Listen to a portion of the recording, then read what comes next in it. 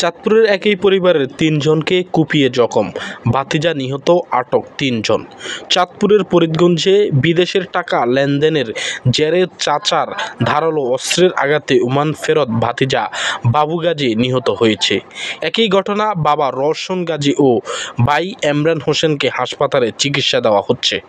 এলাকাবাসী চাচা হাসান গাজীকে আটক করে পুলিশে দিয়েছে। ঘটনার পরপরই হাসান গাজীর ছেলে শাওন ও রাকিব পালানোর চেষ্টা করলে এলাকাবাসীর সহযোগিতায় তাদের আটক করা হয়। সোমবার 11 আগস্ট দুপুরে ফরিদগঞ্জ উপজেলার বড়গাঁও এলাকার গাজীবাড়িতে এই ঘটনা ঘটে। চাঁদপুর সদর জেনারেল হাসপাতালে চিকিৎসাধীন অবস্থায় বাবা রওশন গাজী বলেন, প্রবাসে ছেলে বাবুর কাছে কিছু টাকা পাবে বলে হাসানের সাথে বিরোধ হয়। এ সময় হাসান ও তার দুই ছেলে উত্তেজিত হয়ে এলোপাতাড়ি কুপিয়ে জখম করে। ঘটনাস্থলে বাবু গাজী মারা যায়।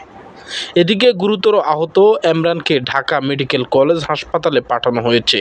নিহতের স্ত্রী কান্নাজড়িত কণ্ঠে বলেন, আমার স্বামী ওমান প্রবাসী, 15 দিন আগে দেশে আসে।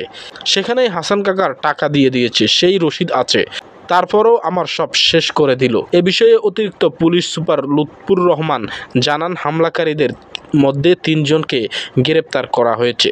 পরিবারের পক্ষ থেকে হত্যা মামলা দায়েরের প্রস্তুতি চলছে। হত্যাকাণ্ড কেন করছে ওটা আইনের যাচাই বাছাই হবে।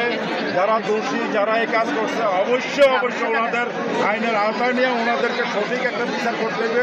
যে বিচারে তাদের সর্বোচ্চ সাজা ফাঁসি চাই আমরা। যদি কথাটা বলছে উনি আমনের আইনের আওতায় নিয়ে গেছে আসামি, সেই পরিপ্রেক্ষিতে আমি চাই যে বাংলাদেশের আইন অনুপাত ওনার যথাযোগ্য যা শাস্তি উনি তাই সেটা। মেহরাজ শরীফ, চ্যানেল ফার্স্ট।